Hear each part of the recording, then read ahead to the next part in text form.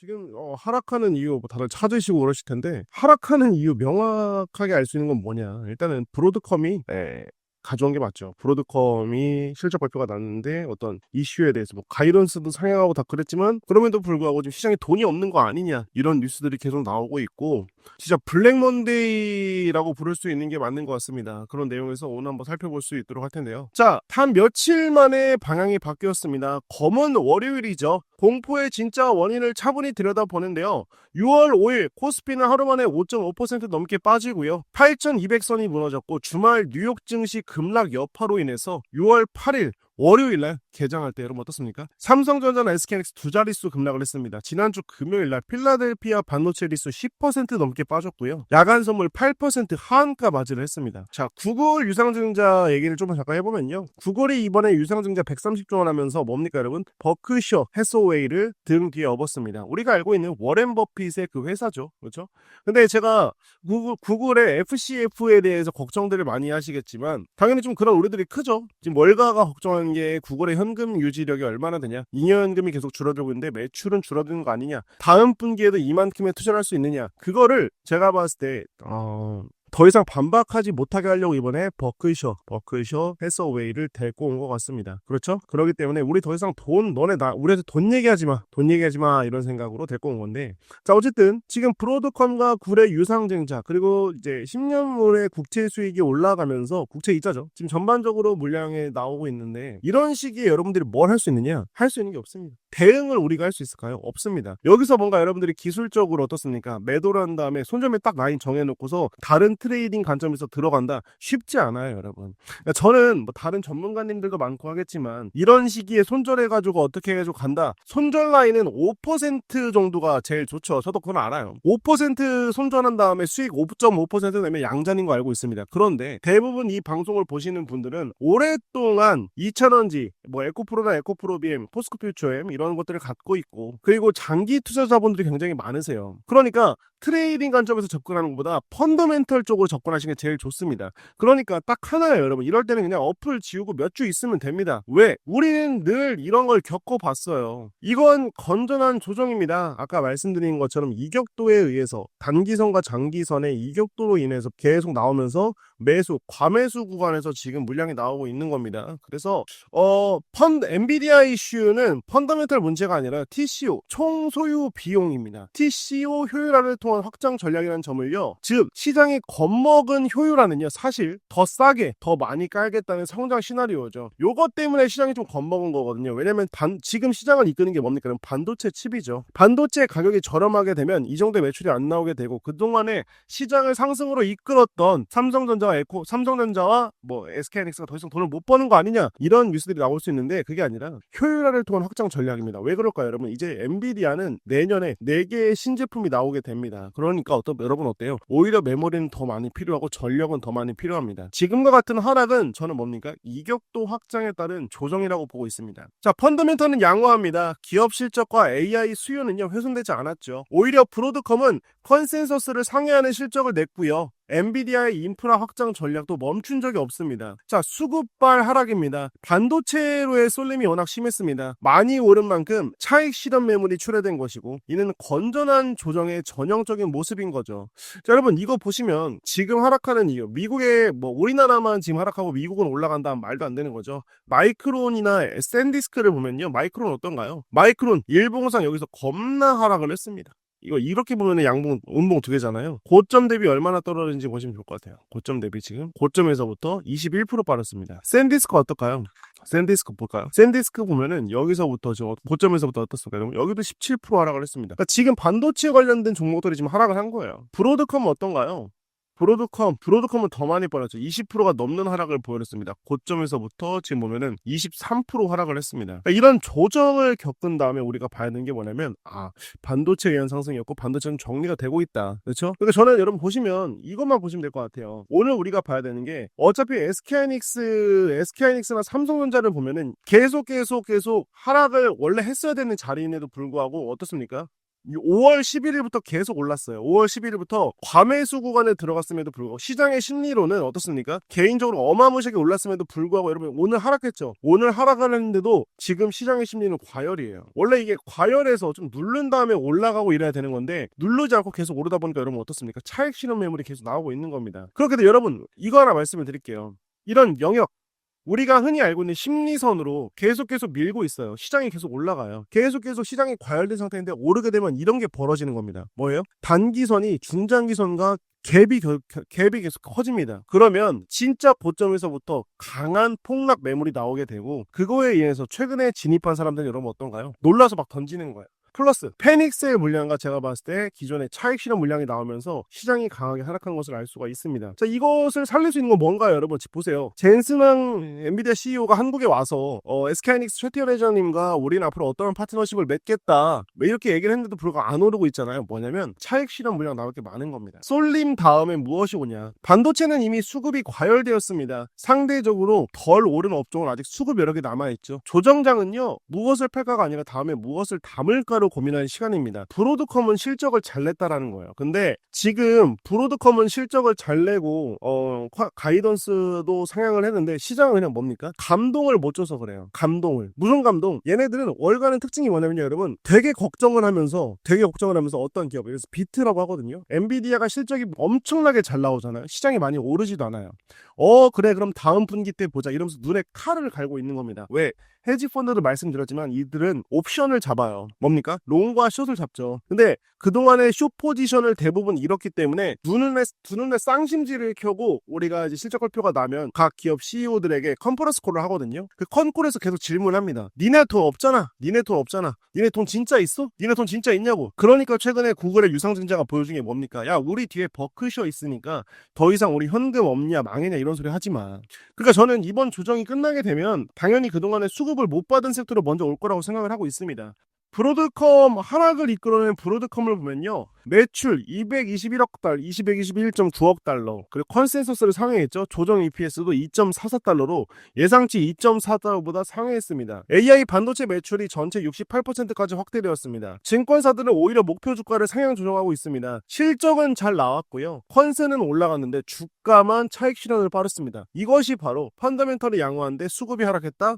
매수 기회라고 보는 겁니다. 자, 그렇기 때문에 여러분 여기서 봐야 되는 게 조정 뒤에 늘 더 높은 곳이 있었습니다. 제가 준비한 자료 중에 하나인데 100년의 데이터가 증명하는 한 가지입니다. 자, 건전한 조정은 기회였는데요. 역사는 우리에게 분명한 교훈을 주고 있었습니다. 미국 증시는 1896년 산출 이래 단 한 번도 초기 저점을 어떻습니까? 다시 테스트한 적이 없을 만큼 꾸준히 우상향해 왔습니다. 자, 대부분의 급락은 시간이 지나고 보면 일시적 소동이었죠. 보시면 여러분 2000년 금융위기도 그렇고 2020년 코로나도 그렇고 구조적 급락이든 단기 패닉이든 결국에는 올라가요. 근데 인플레이션이겐 주식이 해지졌다. 고인플레이션 국면 이후에 우리가 어떻게 됐냐. 대부분 보세요, 여러분. 자, 고인플레이션 국면에서 기업은 원가 상승분을 가격에 전가하며 면목 실적을 키웠죠. 그러니까 핵심은 이겁니다. 대공황 같은 구조적 위기가 아닌 한 조정 뒤에는 늘 더 높은 곳이 있었습니다. 그러니까 지금의 하락은 펀더멘털 붕괴가 아니라요, 해소입니다. 과열 해소. 자, 이것부터 보겠습니다. 젠슨왕은 왜 한국에 왔냐? 반도체와 로봇 이야기의 끝은 결국 전력이 있습니다. 자, 6월 5일부터 8일까지 엔비디아의 CEO 젠슨왕이 한국에 머물렀습니다. 그럼 단순한 의리의 방문이 아니라 삼성, SK, LG, 현대차, 네이버, 두산 총수들과 잇따라 만나면서 한국 산업계 전체와 손을 잡았습니다. 한국에 많은 비즈니스를 가져왔다. 깜짝 발표 준비한다는데 지금 발표를 하고 있죠. 젠슨왕이 한국에서 하는 거 뭡니까, 여러분? HBM 메모리와 로보틱스, AI 인프라 대규모 구축입니다. 근데 여러분, AI 인프라는 전력이 필요하죠.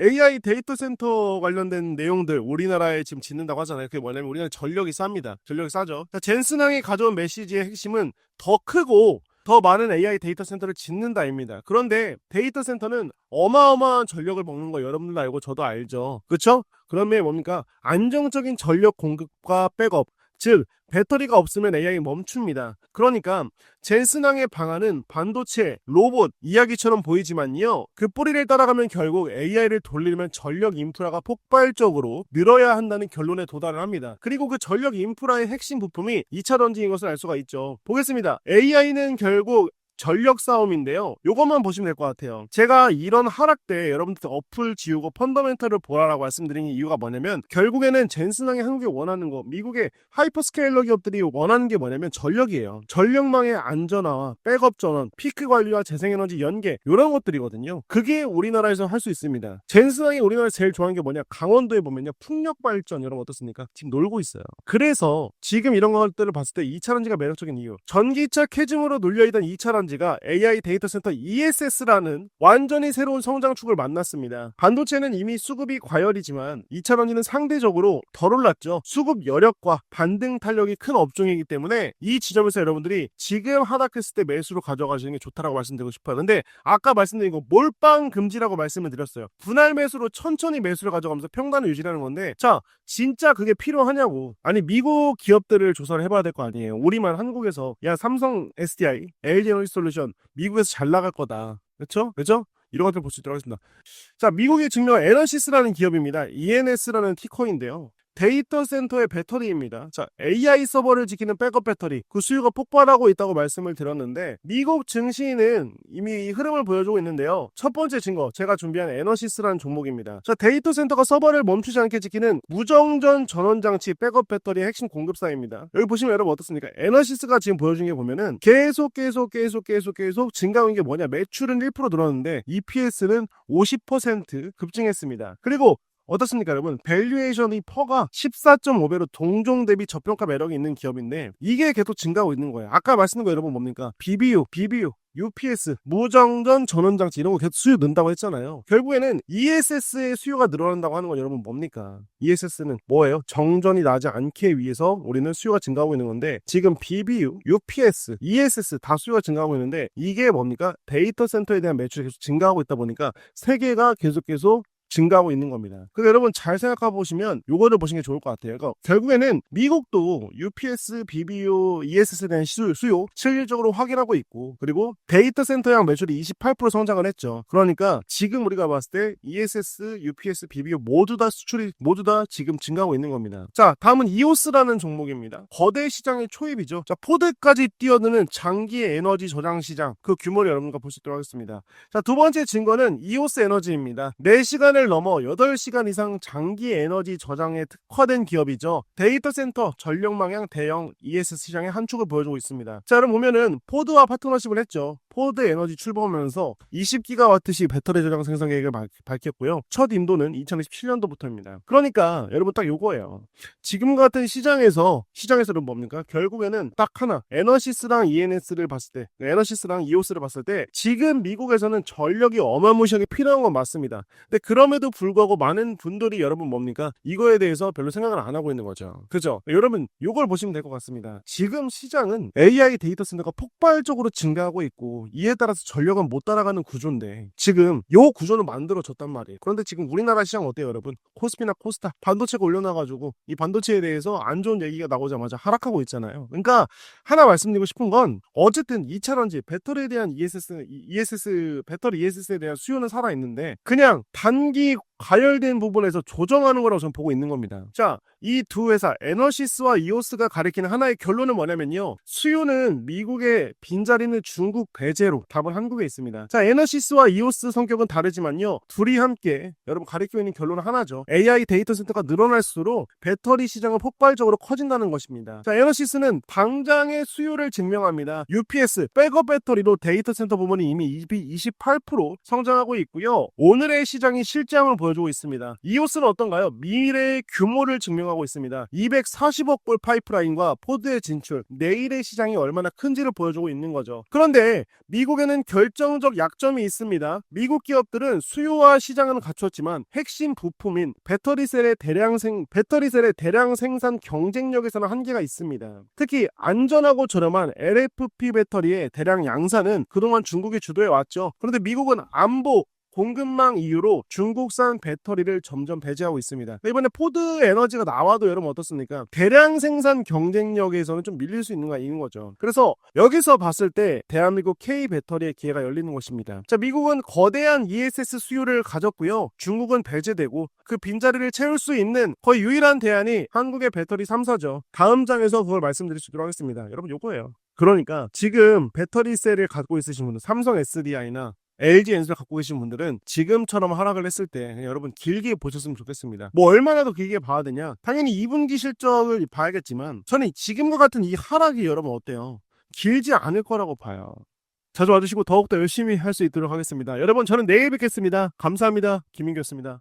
안녕하세요 여러분, 반갑습니다. 어제 시장에서 말씀드린 것들이 많았습니다. 여러분 제발 좀 이런 시기에 뭐 쉽게 매도하거나 그러지 마셔라 라고 했는데 오늘 어떻습니까? 뭐 폭락이 이어지진 않았습니다. 오늘도 여러분들과 함께 좋은 방송 보면서 같이 갈 수 있도록 하겠습니다. 어제 라이브 보신 분들 중에서는 제가 말씀을 드렸던 게 딱 요거였어요. 여러분 손절하지 마세요. 손절하지 마시라고 말씀드렸어요. 뭐하러 손절합니까? 올라가려면 이러한 조정이 필요하다라고 말씀을 드렸는데, 근데 여러분 뭐 제가 올린 것도 아니고 제가 내린 것도 아닙니다. 다만 제가 하나 말씀드릴 수 있었던 건 어제 겁을 많이 먹으신 분들이 있었어요. 그거에 대해서 좀 잘 보셨으면 좋겠습니다. 자, 오늘 내용입니다. 코스피는 다시 날았고 2차전지는 끝나지 않았습니다. 자, 어제 2차전지 급락에 마음을 졸인 분들을 위한 오늘 정리를 한번 해보면요, 매수 사이드카가 부른 반등입니다. 오늘 밤 미국 CPI가 분수령인데요, 그리고 2차전지가 저점 구간일 수 있는 이유까지 여러분들과 함께 차분하게 짚어볼 수 있도록 하겠습니다. 자, 오늘 이 리포트가 답하는 세 가지입니다. 어제 2차전지는 왜 빠졌고 정말 걱정할 일인가, 그리고 오늘 코스피는 왜 다시 폭등했냐, 그리고 오늘 밤 CPI와 2차전지 무엇을 보고 대응을 해야 하는지 여러분 한번 볼 수 있도록 하겠습니다. 결론부터 말씀을 드리면요, 안녕하세요 바람님 감사합니다. 어제 2차전지 급락은 시장 전체의 붕괴가 아니라 한 섹터의 단기 조정이었고, 오늘 코스피가 이를 증명하듯 강하게 되돌렸습니다. 직전 종가는 7484였는데요 오늘 끝날 때 8100으로 끝났죠. 오늘 장중 사이드카가 울렸습니다. 자, 한 문장으로 결론을 말씀드리면 지수는 멀쩡합니다. 빠진 건 2차전지 한 섹터였고 그 마저도 펀더멘털보다는요 심리가 만든 낙폭입니다. 자, 오늘 밤 CPI가 우호적으로 나오면 위험자산 전반에 우호적 환경이 만들어지죠. 그러니까 여러분들이 오늘 기억해야 할 네 가지는 뭐냐면요, 조정의 원인은 2차전지 내부가 아니다. 어제도 말씀을 드렸지만 여러분 뭡니까? 브로드컴발 AI 수익성 논란과 미국 고용 호조로 인해서 금리, 달러가 튀면서 성장주 전반이 흔들린 것이 본질입니다. 자, 코스피는 오늘 그 충격을 빠르게 소화했습니다. 자, 개장 전 증권가의 약세 전망을 비웃듯 매수 사이드카가 발동됐고요. 오늘 밤, 내일이 6월 10일이죠. 5월 CPI가 분수령입니다.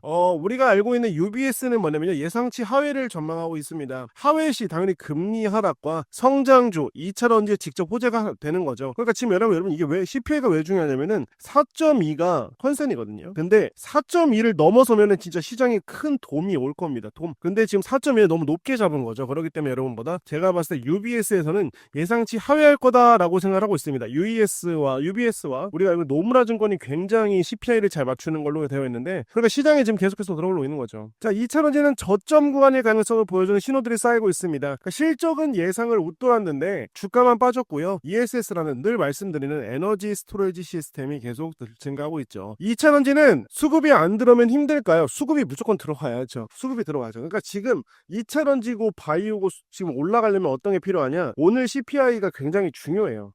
텔레그램에 계신 분들은 제가 작성해서 보내드릴 건데, 이 CPI 4.2라는 거에 대해서 잘 봐야 됩니다. 여기서 에너지 관련된 거는 우리는 알고 있는데 다른 부분에서 물가가 좀 우리 예상치 범위 안에 있다라고 하면 다시금 계속 올라가는 것을 만들어지는 거죠. 두 번째, 2차전지 같은 경우는 1분기는 실적 발표가 나왔잖아요. 2분기부터입니다. 여러분 보시면 1분기 실적 발표는 뭐냐? 전분기 대비 얼마나 좋아졌느냐, 요걸 보는 거지. 매출이 늘어났는데 이런 것들은 아직 안 나왔어요. 근데 2분기부터가 본격적인 시작이거든요. 늘 말씀을 드렸지만 레깅 효과라는 게 있습니다. 레깅 효과가 뭐냐? 이 소재 업계 특성상 어떻습니까 여러분? 수출이나 매출이나 영업이익이 잘 나와도 전분기 대비 바로 적용이 되는 게 아니에요. 그러니까 여러분 하나 말씀을 드릴 수가 있는 게 2분기 실적 발표 때부터가 찐입니다. 그러니까 2분기 실적을 잘 보면서 시장에서 살아남으셨으면 좋겠어요. 아시겠죠 여러분? 지금 매도하고 나갈 거냐, 지금 매도 안 하고 버틸 거냐, 요 둘 중에 하나인데, 지금 매도하고 나가서 어떤 거 사실 겁니까 여러분? 반도체 사시게요? 사셔도 되죠.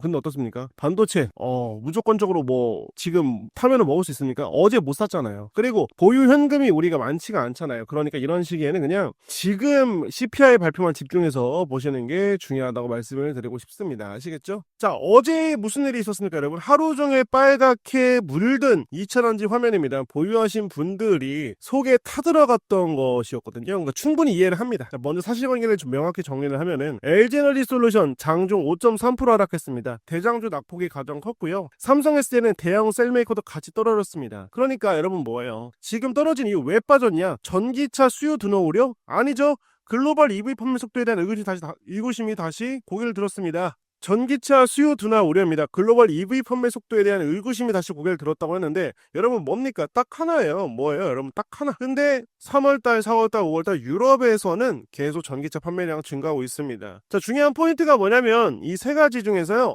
2차전지 기업 자체에 발생한 악재가 없습니다. 실적 쇼크도 대형 수주 취소도 아니었습니다. 빠진 건 분위기였죠. 그러니까 여러분 뭐예요? 코스피가 눌리니까 코스닥도 빠지게 되고 그러다 보니까 지수가 전반적으로 시장을 다 눌러버리는 그런 하루였기 때문에 어제 손절하지 않고 제가 늘 말씀드린 거 뭡니까? 여러분 이럴 때는 그냥 핸드폰 꺼두시면 좀 꺼두시고 일주일 지나면 다시 돌아와 있을 겁니다 라고 말씀을 드렸는데 아니나 다를까 이제 반도체부터 강한 반등을 보여주고 있습니다. 자, 하루에 등락에 휘둘리지 않으려면 이걸 알아야 됩니다. 아시겠죠? 반도체 슈퍼사이클입니다. AI 데이터 센터 수요 폭증합니다. HBM, 메모리 호황, 삼성전자, SK하이닉스가 지수를 끌어올리는 핵심 엔진입니다. 반도체 수출이 3개월 연속 사상 최고치를 경신했고 두 번째 머니 무브입니다. 부동산에서 증시로 돈이 들어오고 있죠. 대출 규제로 부동산에 묵혔던 자금이 주식시장으로 이동 중인데 그것보다 더 큰 게 뭐냐면 집값이 오르는 속도보다 코스피 지수가 오르는 속도가 빠르다 보니까 머니 무브가 계속 일어나고 있습니다. 여러분 솔직히 좀 말씀을 드리면 모든 사람들의 주식으로 벌어서 많은 사람들의 최종 귀결이 부동산이거든요. 아이러니한 게 부동산을 갖고 있는 사람이 여러분 어떻습니까? 지금 포모를 견디지 못하고 주식으로 들어오고 있는 거예요. 그러니까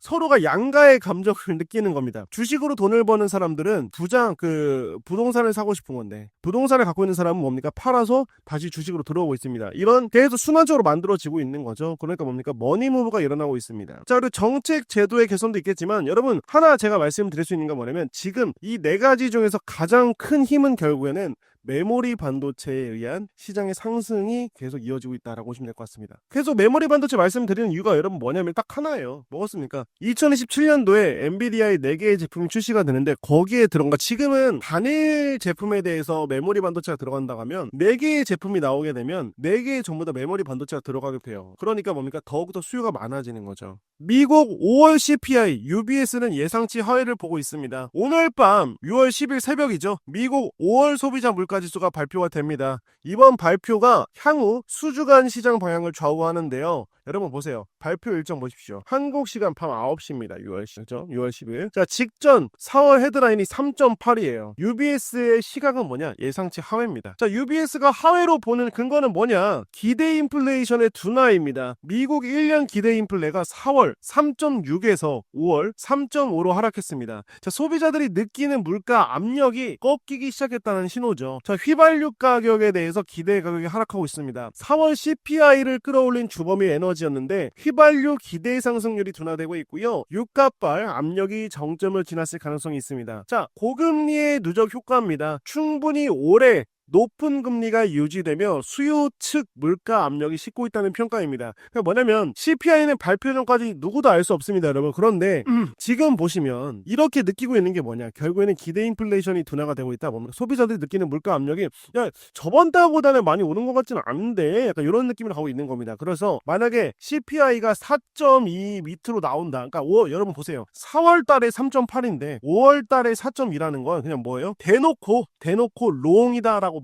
말하고 있다고 저는 생각을 하고 있어요. 그러니까 만약 여기서 4.2 아래로 나왔다. 그러면 나스닥 선물 빡 오르고 비트코인 빡 오르고 10년물 채권금리 빡 떨어지면서 다시금 국내 증시의 활력이 갈 거라고 말씀드리고 싶습니다. 조정 다음엔 보통 무슨 일이 있었냐? 이걸 보겠습니다. 자, 여러분 지금 강세장 급락은 처음이 아닙니다. 과거 코스피의 조정 국면을 돌아보면요. 반복되는 패턴이 보입니다. 자, 강세장 조정에 여러분 집중. 어제와 같은 조정 구간에서 너무나도 떨어가지고 약간 너무 힘들었던 분들 지금 1번 눌러서 봐주세요. 자, 강세장 조정에 반복되는 3단계입니다. 외부 충격에 의해서 급락을 합니다. 미국 금리, 달러, 반도체 이슈 등 외부 변수로 하루 이틀 크게 빠집니다. 성장주가 먼저 맞죠. 그 다음 뭡니까? 매수세가 복원되면서 되돌림입니다. 펀더멘털이 살아있으면 싸진 자리를 노린 매수가 빠르게 유입이 되죠. 오늘 아침 사이드카 그 장면이죠. 그리고 주도주를 재확인하는 겁니다. 추세 재개를 진행이 되고요. 반도체 이렇게 AI 같은 주도 테마가 다시 지수를 끌고 눌렸던 섹터가 순환매로 따라 붙습니다. 자, 이걸 보고서 오늘 우리나라에 대입을 해보면요. 외부 충격이 뭐였을까요? 브로드컴이었습니다. 브로드컴의 실적 발표로 인해서 AI 버블론이 나왔고 코스피는 이틀간 엄청나게 하락을 했습니다. 그쵸? 반도체 이슈 등. 그리고 오늘 매수세가 복원이 되면서 되돌렸죠. 그럼 여러분들이 오늘 확인할 건 뭐였었냐? 가장 강하게 반등하면서 올라갔던 섹터가 뭔지를 파악을 해두셔야 돼요. 왜? 그게 앞으로 하반기에 주도주 섹터니까. 당연히 여러분 뭡니까? 반도체는 여러분 그럼 뭐예요? 하반기에도 주도주다 아니다? 주도주라는 겁니다. 그럼 전반적으로 주도주, 반도체 말고 오늘 강하게 올랐던 것들을 찾으면 뭡니까 여러분? 그런 것들이 여러분들이 하락할수록 매수할 만한 좋은 종목인 거죠. 보세요. 서진 시스템, 후성, 펜트론 이런 것들 반등 빨랐죠. 테크윙, 뭡니까? 반도체 소부장, 고영, 그렇죠? 이런 것들 뭐냐면 이런 것들이 하반기에 여러분들이 가지고 계셔야 될 그런 종목이다라고 보시면 될 것 같아요, 여러분. 그러니까 이런 식이 조정이 왔으면 딱 요것만 보시면 된다. 요것만 보시면 됩니다. 주도주를 제하긴 했죠. 주도주는 하반기 여전히 반도체가 이끄는 주도주가 이어진다. 2차전지 정말 끝난 일이냐? 자, 전기차 시대가 저문 것 아니냐는 비관까지 나옵니다. 하지만 데이터를 보면요, 결이 다르죠. EV 수요가 꺾였다. 성장 속도가 둔화된 것이지 시장이 역성장한 것이 아니죠. 그리고 배터리 단가가 빠진다. 단가 하락은 EV 대중화를 앞당겨 장기 수요를 늘리는 LTA, 긴 롱텀에 대해서 롱텀의 계약을 말하고 있습니다.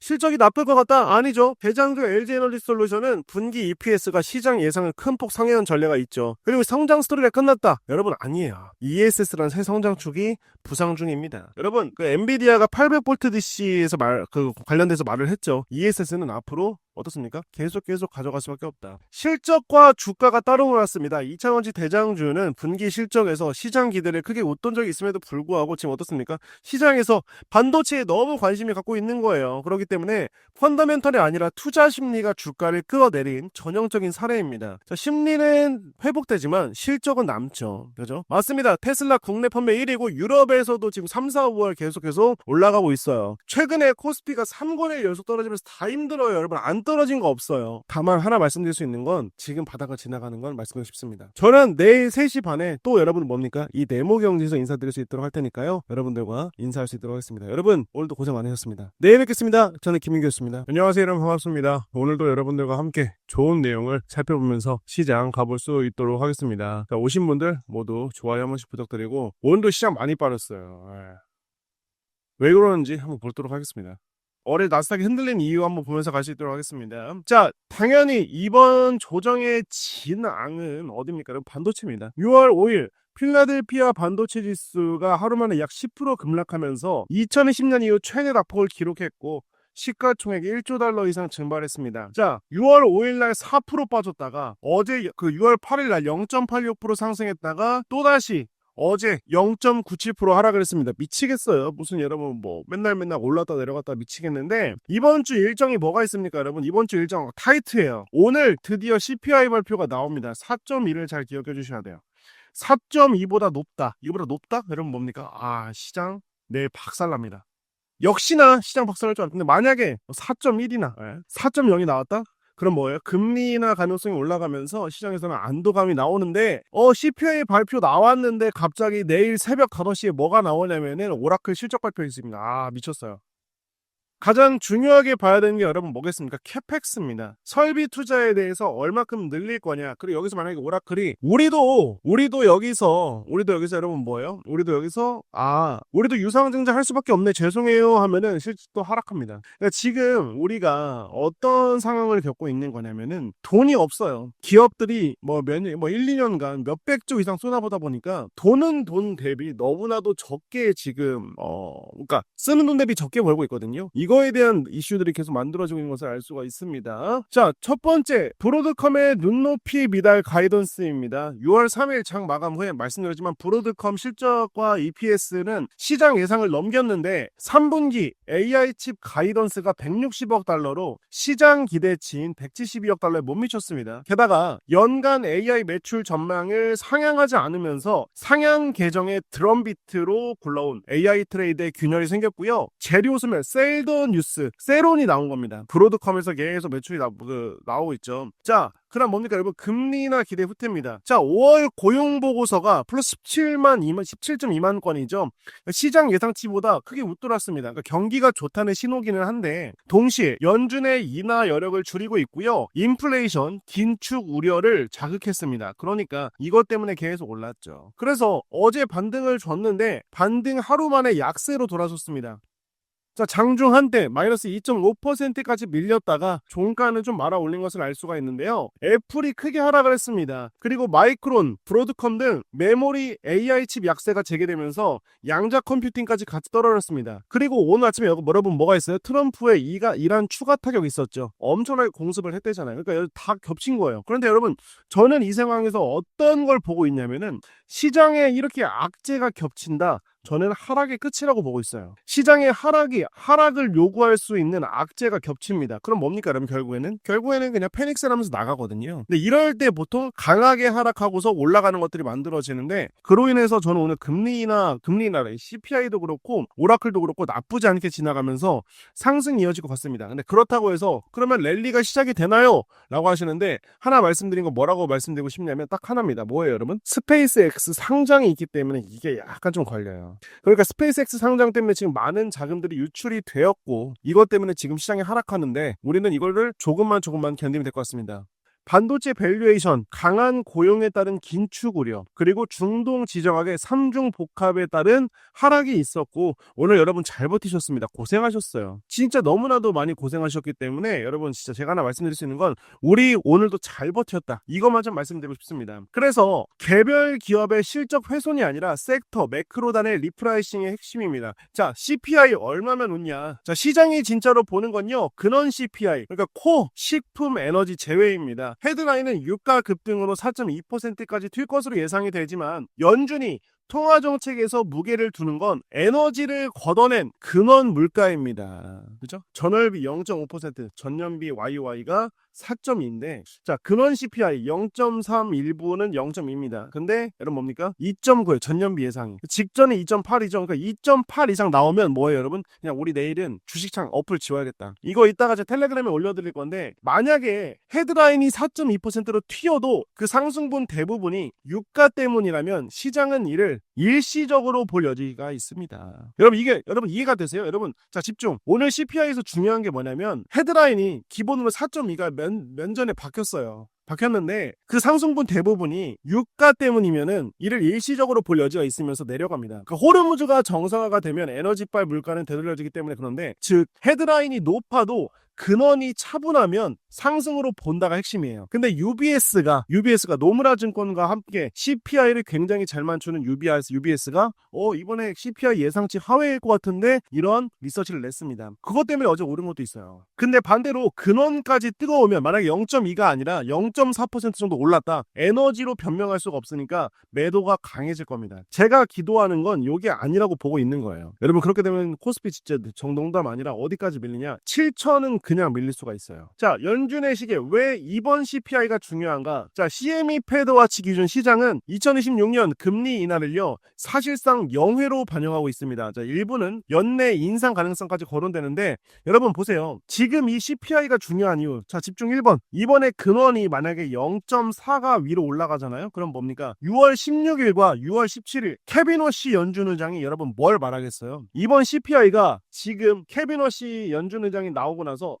처음으로 하는 FOMC예요. FOMC라고요. 그럼 안건이 뭐겠습니까? 금리 인상하자예요. 금리 인상하자. 야, 금리 인상하자. 고용지표 좋고 지금 코어까지 괜찮은데 우리가 금리 인상 안 할 이유 있어? 금리 인상하자. 이런 기조로 가는 거예요. 그러니까 6월 16일과 6월 17일 FOMC를 앞두고 나서 마지막 CPI 발표이기 때문에 굉장히 중요합니다. 그래서 여러분 당연히 외국인들이 도망가죠. 왜? 지금 외국인들 입장에서는 케빈 워시 연준 의장이 처음이고 그리고 첫 FOMC이기 때문에 어떤 내용이 나올지 모르거든요.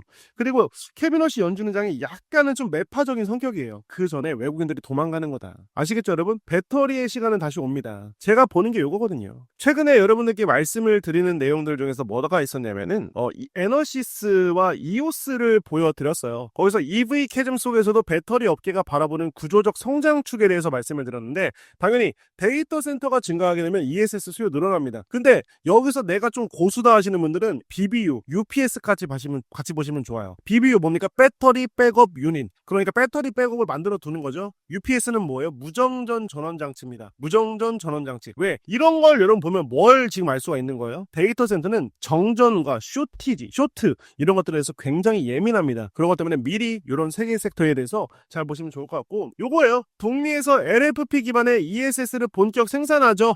데이터 센터양 UPS, BBU 6월에 양산은 대응하고 있습니다. 3-3D는 그래요. 3-3D 갖고 계신 분들 자 집중. 나 3-3D 갖고 있다. 한번 남겨주세요. 3-3D 북미에서 LFP 기반 ESS 본격 생산 올해 하고요. 데이터 센터양 UPS 배터리 백업 유닛 6월 양산에 대응합니다. 자, 전고체 2027년 양산의 목표 있습니다. 완성차 3곳에 샘플 제출이 됐고 평가 진행이 되고 있습니다. 자, 그래서 신한투자증권을 보면요. 미국의 유틸리티 ESS 성장과 유럽의 EV 회복 근거로 목표 주가 58만 원 상향했는데 2027년 더 증가한 것을 알 수가 있습니다. 58만 원? 아이, 너무 보수적이시다. 제가 보는 거 얼마? 100만 원. 자, 영에이만 사선단 LFP 양극재 전용 공장이 2020년 착공이 되고요. 2027년 하반기 양산이 시작이 됩니다. 포스콜링스도 이제 뭐다? 음극재만 다루는 게 아니라 LFP 양극재 전용 공장까지 양산이 됩니다. 생산 물량은 전량 ESS용이에요. 여러분 뭡니까? 이게 중요한 거예요. 이게 EV 들어가는 게 없이 우리는 뭐다? 우리는 ESS만 넣겠다. 요거만 보더라도 뭘 알 수가 있는 거냐면 여러분 너무나도 좋죠. 포스콜링스는 너무나도 좋은 게 뭐냐? 수직 계열화가 되어 있어요. 아르헨티나에서 리튬 염호가 있죠. 리튬들 자기가 캐가지고 자기가 양극재를 만들 수 있기 때문에 뭐가 적게 들어요, 여러분? 원래 리튬을 사오려면 여기서 사온 다음에 여기서 생산하면서 마진을 붙여야 되잖아.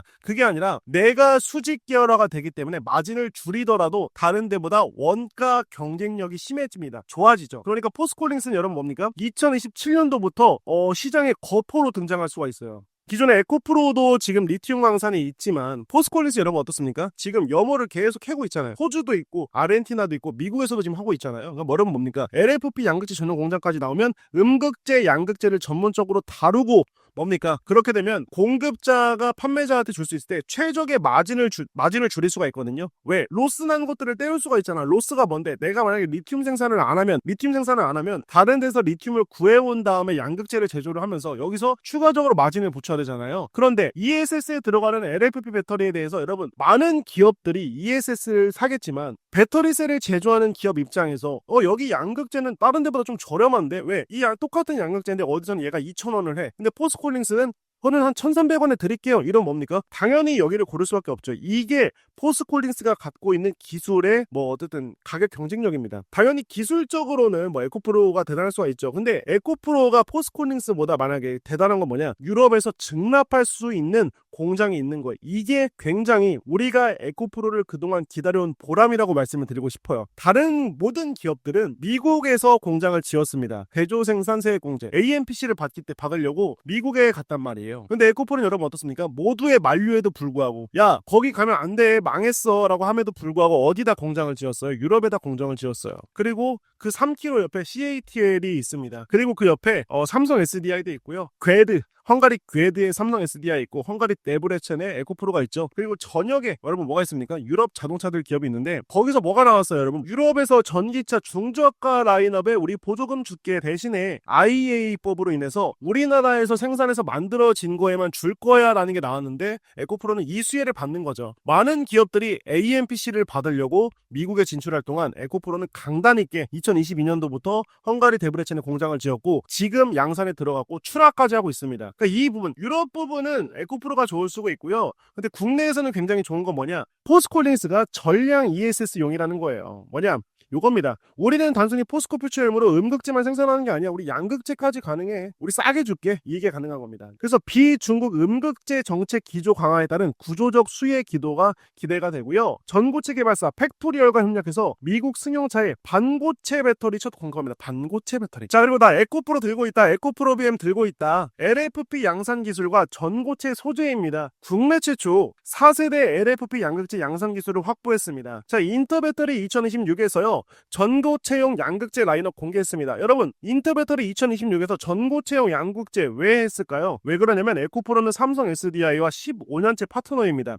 2027년도에 삼성 SDI는 전고체 관련 솔리드 배터리 관련돼가지고 양산이 시작된다고 하죠. 이미 위에도 말씀을 드렸지만 세 개의 기업에 뭐예요, 여러분? 세 개의 기업에 지금 샘플 제출했고 평가 진행하고 있잖아요. 그럼 뭡니까? 여기에 들어가는 거야. 여기에 들어가는 거지. 전고체 배터리, 솔리드 배터리, 그렇죠? 그리고 헝가리 현지의 양극재 캐파를 보유했습니다. 많은 분들이 제 영상 오셔가지고 에코프로 공장 돌아가는 거 맞냐, 안 돌아가는 거 아니냐 하셨는데요. 어땠습니까, 여러분? 요거 영상 보시면 돼요. 유튜브 에코프로를 치시면 에코프로 헝가리 공장 첫 양산 출하 돌입이라고 합니다. 여러분, 오늘 7시간 전에 올라온 거예요. 많은 분들이 에코프로 공장 안 돌아가는 거 아니냐 했겠지만 양산과 출하가 모두 다 이루어지고 있다. 그러니까 뭡니까, 여러분? 기후 보내지 마시길 바라겠습니다. 아시겠죠? 자, 여러분, 오늘도 많은 분들이 봐주셨습니다. 내일도 또 좋은 내용을 올 거고, 내일 가장 먼저 CPI와 또 오라클 실적 발표, 옵션 만기 관련된 내용으로 찾아뵐 수 있도록 하겠습니다. 여러분, 감사합니다. 그리고 많은 분들 1시간 동안 그래도 재미없어도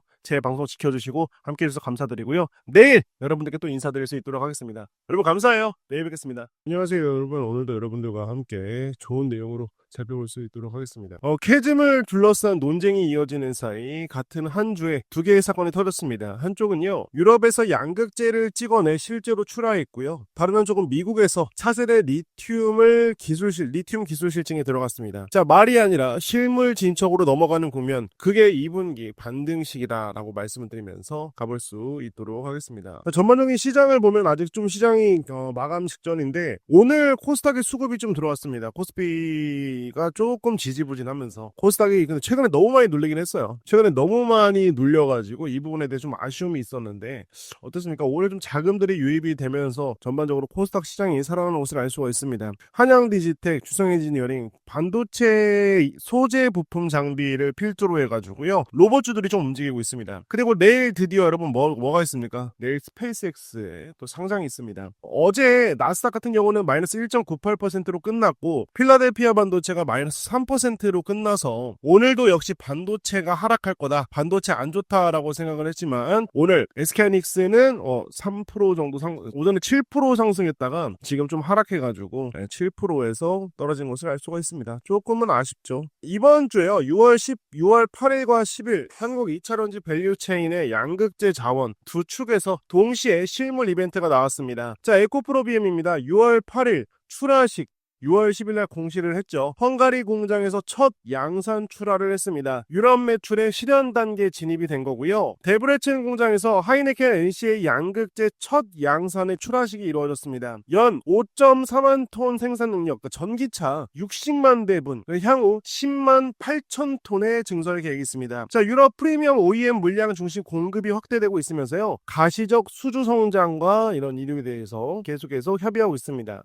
자, 포스코홀딩스는 어떤가요? 국내 첫 미국의 리튬 직접 추출 DLE 실증이 이어지고 있습니다. 자, 북미 공급망을 선점하는 게 포스코홀딩스 6월 10일날 계약을 체결했죠. 호주 앤슨 리소지즈와 미국 유타주 DLE 데모 플랜트 협력 계약을 맺었고요. 국내 기업 최초의 미국 현지 DLE 기술 실증에 나왔습니다. 자, 포스코는 설계, 건설, 운영, 앤슨은 부지, 염수, 인허가 담당입니다. 자, 2027년 가동이 되고요. 2028년 기술 검증이 완료가 됩니다. 그래서 하반기 에코프로 BM과 포스코홀딩스가 저는 불기둥이 찍힌다라고 말씀을 드리고 싶어요. 자, 그래서 왜 2분기부터냐면요, 궁금하신 분들이 많은데, 두 사건의 공통점은 계획과 발표가 아니라 실제 물건, 설비가 움직이기 시작했다는 점이죠.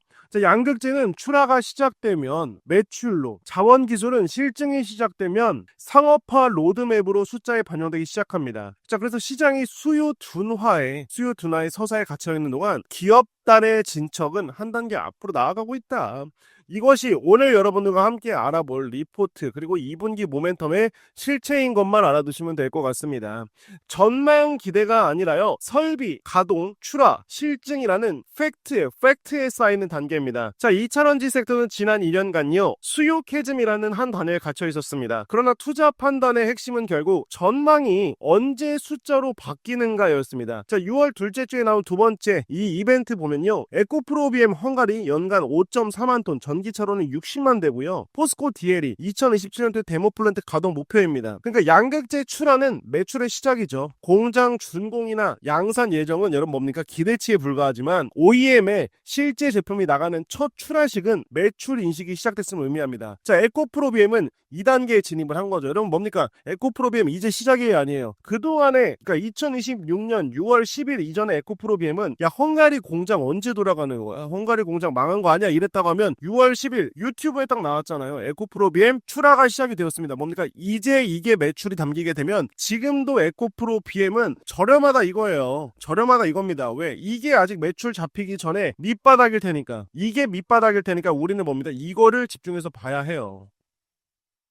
이제 본격적으로 그거에 대해서 늘어나게 되면 뭡니까? 그때부터는 계속 매출이 찍히면서 올라갈 수밖에 없다. 자원 기술 실증은 상업화의 시작입니다. 포스코홀딩스 DLE 실증은 단순 자원 확보가 아니라 독자 개발 기술을 글로벌 현장에서 검증해서 북미 공급망 경쟁력으로 연결하려는 단계적 로드맵의 출발점입니다. 그래서 배경을 보면요. 원자재 수요의 바닥 통과입니다. 여러분 제가 보는 게 이거예요. 원자재 수요의 바닥이 통과. 2026년 1분기에 와서 이제 바닥이 통과되면서 2분기부터 올라갈 거라고 보는 게 뭐냐면 리튬 가격은요 2026년 들어 공급 차질과 ESS 수요로 구조적 반등 흐름을 보였습니다. 유럽 EV 펌에도 회복세를 나타냈는데요. 이런 매크로적인 환경에서 기업단의 실물 진척은 손익 레버리지가 가장 크게 작동하는 구간으로 평가할 수 있죠. 그러니까 여러분 뭡니까? 이제 시작인 거야. 자, 에코프로 BM 유럽 양산 출하에 대한 모멘텀입니다. 헝가리 데브레첸 공장이 첫 양산 출하식을 갖고 본격 가동에 들어갔습니다. 한국 양극재 기업으로는 처음으로 유럽 현지에서 제품을 찍어내 유럽 완성차 업체에 공급하는 단계죠. 그래서 CRMA 규제 시대 핵심 카드인 건데 에코프로 BM부터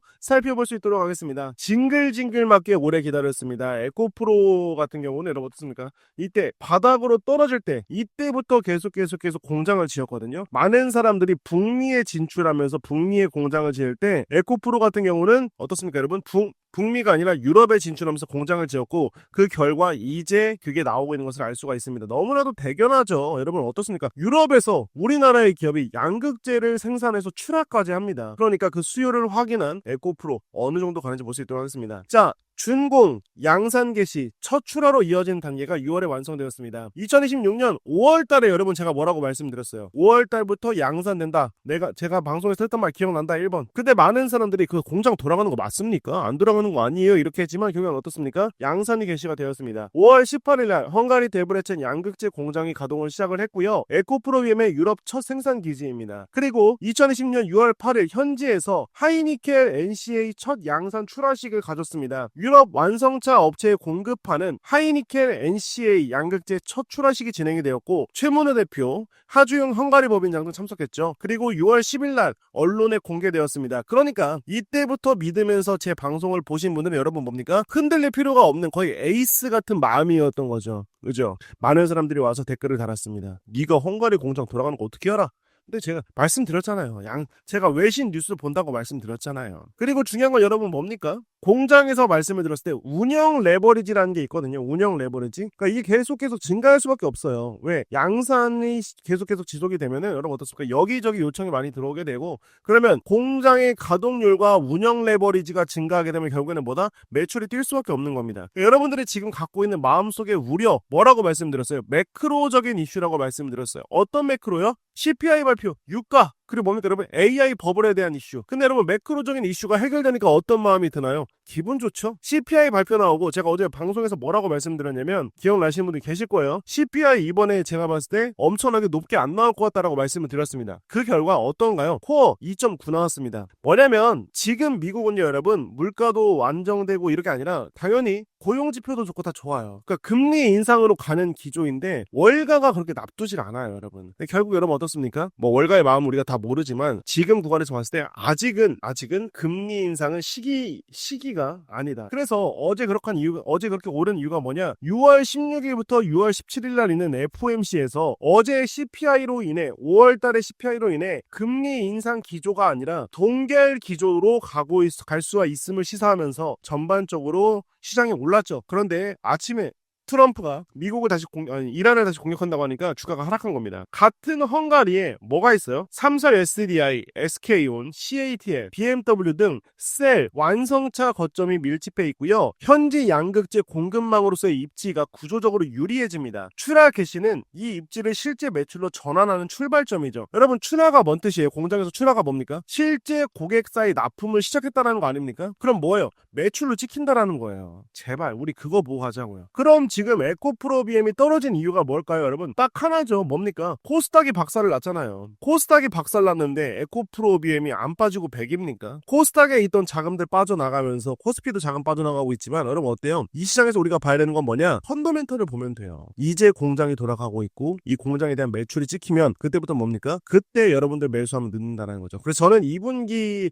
실적 발표가 분수령이라고 말씀을 드리는 거예요. 유럽이 영내산 양극재를 요구하기 시작했습니다. 자, 현지 생산 기지를 가진 기업의 프리미엄인데요. 자, 에코프로비엠의 헝가리 양산이 단순한 증설과 다른 이유는 규제 타이밍에 있습니다. 자, 여러분 아시겠지만 유럽연합은요, 핵심 원자재법이라는 CRMA 그리고 EU, UK 무역협력 협정에 따른 영내에서 생산된 배터리 소재 사용을 강화하는 방향으로 정책을 움직이고 있습니다. 핵심 원자재법, 여러분 요것만 듣더라도 뭐예요? 야, 느낌이 어떻습니까? 핵심 원자재법 들어보니까 어때요? 야, 우리는 그냥 우리 것만 지킬게. 내수 보호, 우리는 우리 안에 있는 거에만 돈을 줄게. 약간 IRA랑 좀 비슷해 보이지 않습니까? 뭐냐면 핵심 원자재법이라는 건 유럽연합 영내 배터리 공급망 강화, 핵심 원자재 영내 조달 비중 확대를 위한 목표로 한 규제 프레임이에요. 왜냐면 유럽에서 워낙에 중국산이 많이 들어오다 보니까 야, 그냥 우리 거 안에서만 좀 할게, 이런 것들이에요. 유럽이 왜 이렇게 시장이 커졌냐 아시겠지만 여러분 어떻습니까? 이번에 미국과 이란의 전쟁으로 인해서 에너지에 대한 수요가 굉장히 높아졌어요. 그리고 유가가 비싸졌죠. 그러니까 여러분 어떻습니까? 제가 텔레그램에 늘 올려드리지만 3월, 4월, 5월 유럽에서 전기차 판매량만 보더라도 여러분 어떻습니까? 계속 증가하고 있죠.